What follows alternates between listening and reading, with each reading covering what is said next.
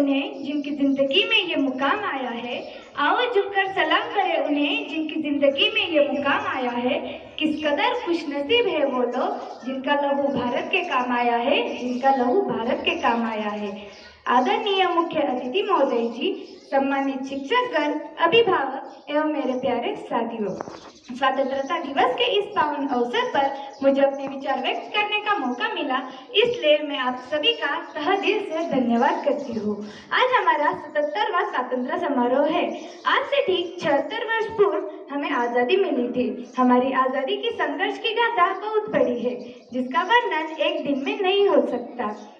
हर भारतीय के लिए स्वतंत्रता दिवस बहुत महत्वपूर्ण रखता है।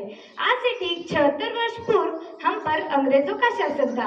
वे व्यापार के बहाने हमारे भारत देश में आए और धीरे धीरे सब कुछ अपने अधीन कर लिया और हमें अपना गुलाम बना लिया। फिर कई आंदोलन और लड़ाई लड़ने के बाद 15 अगस्त 1947 को भारत स्वतंत्र हुआ। हमारे वीर योद्धाओं की वजह से आज हम स्वतंत्र हुए हैं। उन्हीं लोगों को श्रद्धांजलि देते हुए इस दिन को मनाया जाता है। स्वतंत्रता दिवस भारत के राष्ट्रीय पर्वों में से एक है और हर भारतीय की छाती पर किए जाने वाले तांडव की जंजीरों को विध्वंस करते हुए सन 15 अगस्त 1947 को सोने की चिड़िया माने जाने वाले देश को आजाद मुक्त बनाया। इनके बलिदान, त्याग, देश के प्रति मर मिटने के जज्बे को किसी ने शब्दों में खूब लिखा है। इनमें से कुछ पंक्तियां मैं आपके आगे प्रस्तुत करने जा रही हूँ। क्या समझोगे तुम इस युग में कि प्राण गंवाने का डर क्या था? क्या समझोगे तुम इस दौर में कि अंग्रेजों का प्रस्तारण का स्तर क्या था?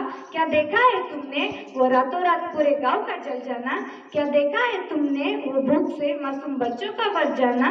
कहने को तो धरती अपनी थी, पर भोजन का ना एक निवाला था। सूरज तो उगता था हर दिन, पर हर घर में अंधियारा था। बैसाखी मनाने घर घर से दीपक निकले थे, लौट ना पाए अपने घर को जो देश बचाने निकले थे। इन्हीं की कुर्बानी के बदौलत आज हम पूर्ण रूप से स्वतंत्र हैं। और 15 अगस्त 1947 के पश्चात जब से हमें स्वराज्य की प्राप्ति हुई है, तब से लेकर आज तक हमारे देश ने हर क्षेत्र में, चाहे शिक्षा के क्षेत्र में हो या सार्वजनिक क्षेत्र में हो, निरंतर प्रगति की है। एक समय था जब हमारा भारत देश सोने की चिड़िया कहलाता था। यही देख विदेशी इसे हथियाना चाहते थे। लेकिन जब जब इस वतन पर कोई आँच आएगी और भारत मानम आंखों से बुलाएगी, तब हिंदुस्तान के हर घर से एक रानी लक्ष्मीबाई निकल कर आएगी। हम पीछे कैसे रह जाए जब बात हो वतन के स्वाभिमान की? हम पीछे कैसे रह जाए जब बात हो वतन के स्वाभिमान की? अरे ये बाजी लगा देगी बिना सोचे अपने जान की। और भूल मत करना सिर्फ पापा की परी समझने की, और भूल मत करना सिर्फ पापा की परी समझने की। अरे ये शेरनी है हिंदुस्तान की। इतनी नाजुक भी ना बनो कि जला दे तुम्हें। इतने अत्याचार सहने पर भी क्यों हो तुम चुप? इस दुनिया ने देखी है सिर्फ कमजोरी तुम्हारी, इन्हें दिखा दो फिर से महाकाली का रूप। यहाँ कोई नहीं सुनने वाली तुम्हारी पुकार को, तुम्हें खुद ही बदलना होगा तुम्हारे किरदार को। और इस दुनिया ने देखे हैं सिर्फ तुम्हारे चूड़े वाले हाथ, फिर से दिखा दो इस दुनिया को उन्हीं हाथों से उठाकर तलवार। न जाने कितने माओं ने अपने लाल को तिरंगा पहनाया था, तब जाकर मेरे भारत ने सही स्वतंत्रता पाई थी।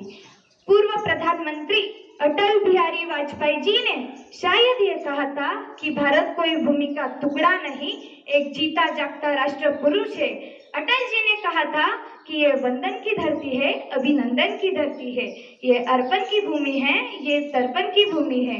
इसकी नदी नदी हमारे लिए गंगा है, इसका कंकड़ कंकड़ हमारे लिए शंकर है। हम जिएंगे तो इस भारत के लिए और मरेंगे तो इस भारत के लिए, और मरने के बाद भी गंगा जल में बहती हुई हमारी अस्थियों को अगर कोई कान लगाकर सुनेगा तो एक ही आवाज आएगी, भारत माता की जय, भारत माता की जय। तिरंगा ही आन है, तिरंगा ही शान है, तिरंगा ही आन है, तिरंगा ही शान है, और तिरंगा ही हम हिंदुस्तानियों की पहचान है। Thank you.